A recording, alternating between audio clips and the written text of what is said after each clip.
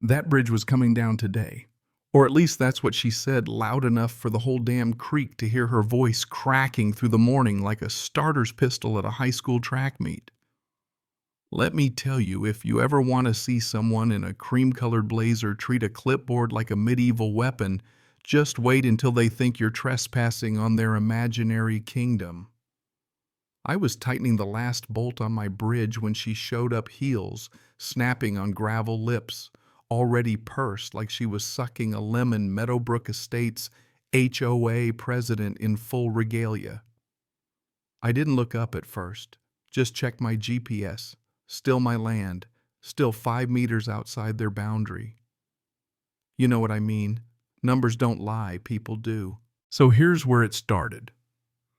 I'm Wyatt Dalton, land surveyor for 14 years, the kind of guy who measures life in tenths of an inch and double checks the double check. That Saturday morning, the smell of pine and fresh-cut lumber in my nose, I'm out there hammering the last plank into a simple, solid 16-foot bridge across my creek. It's my project, my sweat. 3 weekends measuring, sawing, remeasuring until my eyes blurred. I'm not the type to build something unless I know exactly where the lines are. I pull out my phone, open the survey app, blue dot dead center right inside my boundary, well clear of the HOA. And then comes the crunch of angry footsteps. I turn, and there she is. Blazer, pressed navy slacks, and that damn blue clipboard clutched like a riot shield. She's the kind of person who thinks a title is a superpower. Excuse me, what exactly do you think you're doing? She plants herself at the edge of my bridge, HOA logo, big as life. I say morning. I'm Wyatt. I own this land. My bridge is on my property. Your HOA ends 15 feet that way. She blinks confused like I'd just told her gravity was optional. That's not how this works. Meadowbrook Estates guidelines cover this area, she says, voice getting higher, listing bylaw numbers like incantations. She introduces herself. Judith Callahan, HOA president, telling me my bridge is a violation. But I'm ready. Out comes the folder deed county survey plat map with my license highlighted boundaries. I hand it to her. Certified, recorded with the county, here's where your jurisdiction ends. She flips through it, face getting red, trying to find a loophole in black and white. Her answer, anyone can make a map. This means nothing. The HOA controls property values and you're affecting them. She tries to hand the papers back, but I don't take them. I pull up my phone, show her GPS coordinates, orange markers, set in concrete photos with metadata time-stamped and recorded with the county. This isn't a guess. This is fact. Her cheeks flush.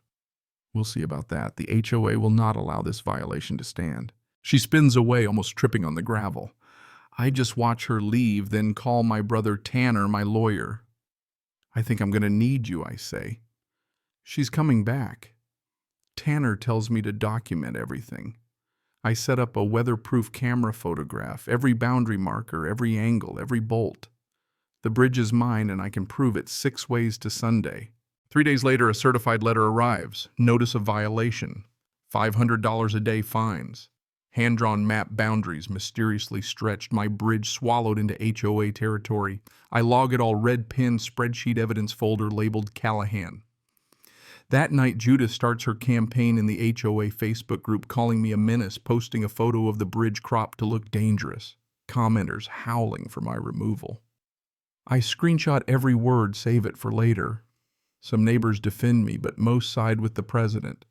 Title over truth. Tanner says don't engage. Let her dig her own hole. Document everything. I do. 2 days later, HOA calls a meeting.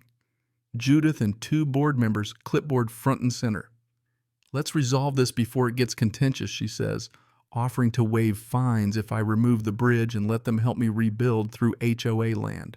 Her smile doesn't reach her eyes, but I push my folder across the table. Here's the survey. Where's your data? She dodges. We have our own records. We have authority.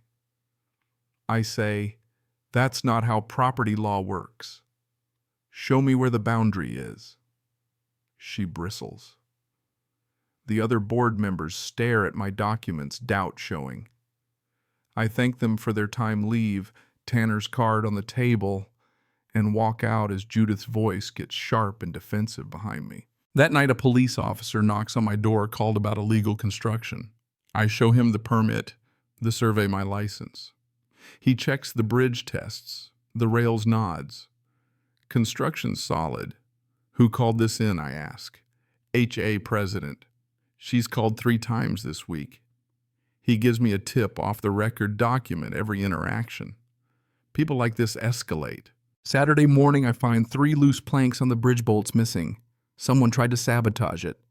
A danger keep out signed by order of Meadowbrook Estates wasn't mine. Security camera footage shows Judith and a man, probably her husband, with a drill removing bolts and posting the sign at 5:45 a.m. I call the cops, they show up, watch the footage, inspect the damaged marker. That's vandalism, and tampering with survey markers is a crime, they say. They write it all up, collect evidence, warn me to let them and my lawyer handle it. That afternoon, 2 cruisers are at Judith's house. I watch from the window.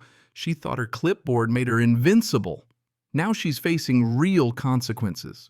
I spend days building the master evidence file, timelines, documents, photos, witness statements, legal correspondence, cross-referenced, airtight. Tanner reviews it and says it's better than half the paralegals he's worked with.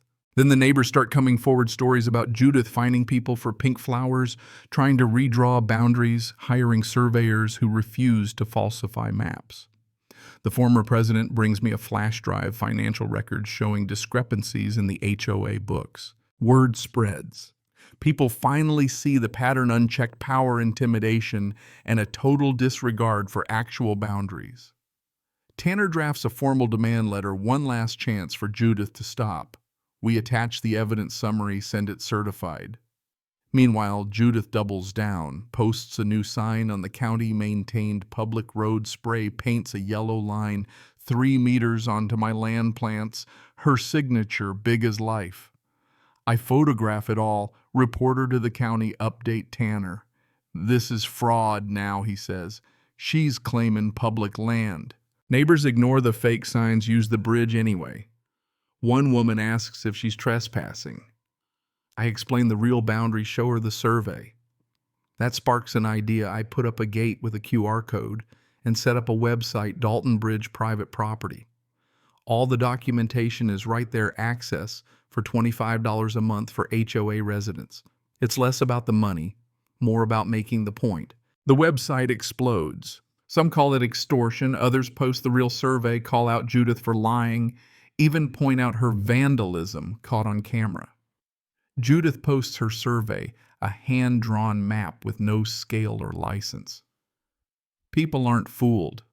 The former HOA president calls an emergency meeting, and the neighborhood packs the room. I walk through the evidence maps, photos, videos, financial records. The video of Judith and her husband vandalizing the bridge gets an audible gasp. The human stories hit even harder: fines for pink flowers, intimidation, the financial mess. Judith tries to fight back, claiming GPS can be faked and videos are edited. But when asked for any real survey, she has nothing. The vote is called 58-3. She's out as president. 2 weeks later, for sale sign in her yard. She moves away quietly, not looking at anyone. The board brings in an auditor, confirms financial abuse, changes the bylaws. No more unilateral fines, no more unchecked authority, every boundary professionally surveyed and published. My bridge is vindicated 4.7 meters outside the HOA. The spray paint is cleaned up, signs tossed, new survey markers set. The QR gate comes down, the website becomes a resource for property rights. I refund the money, leave a simple sign, Dalton Bridge Private Property, please respect boundaries. Sitting out there at sunset with the former president, he tells me, "You gave people a template for standing up to bullies with titles." And maybe I did. The lesson was simple: documentation beats noise, precision trumps bluster, and boundaries, whether legal or personal, are there to clarify, not to divide. So let me ask you, where do you draw your boundaries? Have you ever had to stand up for what's right when someone in authority tried to bluff their way through, drop your story in the comments, let's see how you'd handle it? And if you've ever dealt with an overreaching HOA or a neighbor who thought a title was the same as owning the truth, you know what I mean?